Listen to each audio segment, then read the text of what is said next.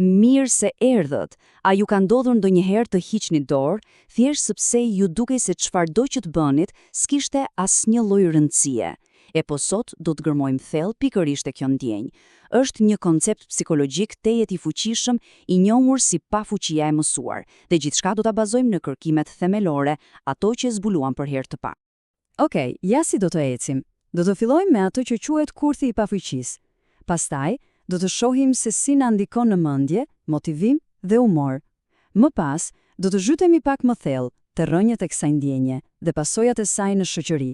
Dhe në fund fare, do të flasim për mënyrat se si mund ta rifitojmë kontrollin.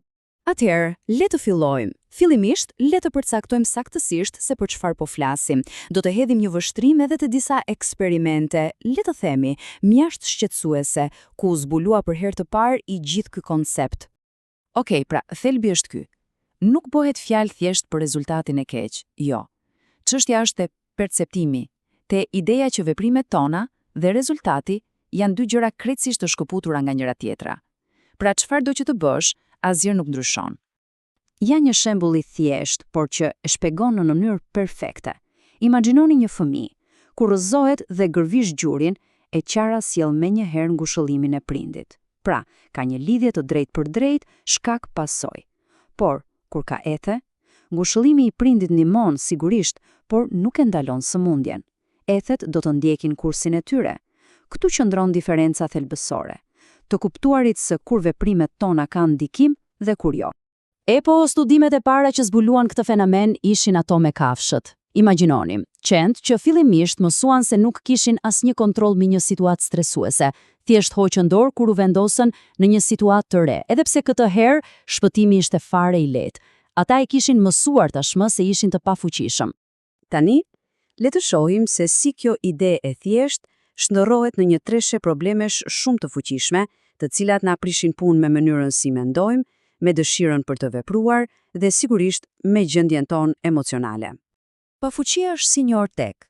Godet së pari motivimin për të provuar, pastaj godet aftësinë tonë për të menduar qartë, sidomos për të parë mundësitë e suksesit, dhe në fund na rrëzon emocionalisht. Kjo fjali e përmbledh në mënyrë perfekte atë që quhet deficiti kognitiv. Dëgjoni pak. Edhe kur suksesi arrihet, ai nuk shihet si rezultati i përpjekjes, por thjesht si fat. Dhe kjo natyrisht përforcon idenë se veprimet tona nuk kanë asnjë peshë, duke na futur në një rrjedh vicioz. Në fillim, disa kërkime u keq interpretuan, dhe kështu lindi një mit popullor, ideja se të qenit në krye, ai që mban përgjegjësi, ishte lloji më i domshëm i stresit. Por, fatmirësisht, shkenca e korrigjon veten. Studime më të sakta më vonë treguan pikërisht të kundërtën. Doli se kafshët që nuk kishin asnjë kontroll mbi stresin, vuanin shumë më tepër.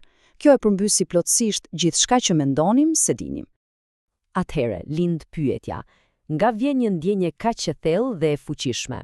E po, duke se themelet hidhen çuditërisht herët në jetë dhe mund të përforcohen më vonë në vende si shkolla për shembull.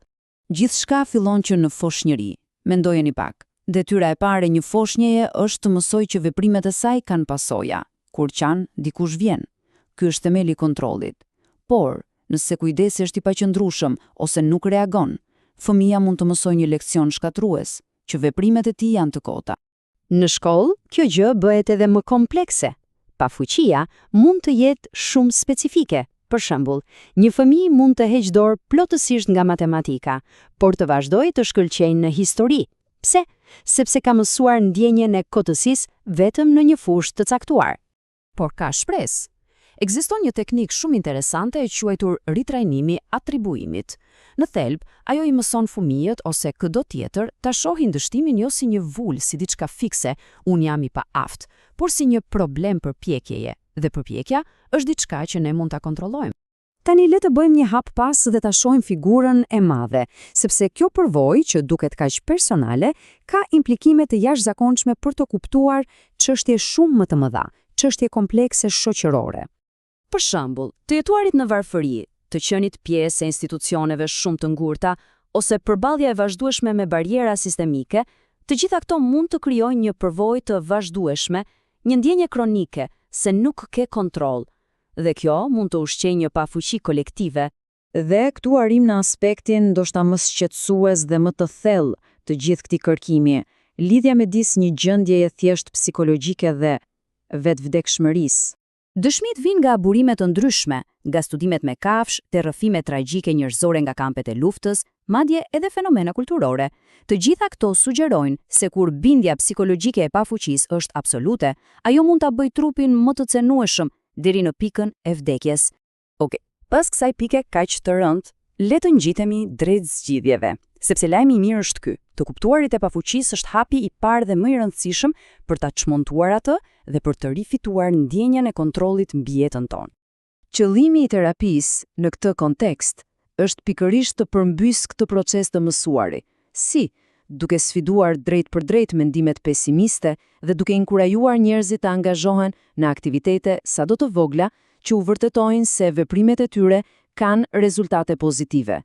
Dhe ja ku e shohim zgjidhjen në veprim. Një studim historik në një shtëpi pleqësh zbuloi diçka vërtet jashtëzakonshme. Thjesht duke u dhënë banorëve pak më shumë kontroll mbi vjetën e tyre të përditshme, zgjedhje të vogla, si kujdesi për një bim, u pan përmirësime dramatike në shëndet dhe madje edhe në jetë gjaktësi. E pabesueshme, apo jo?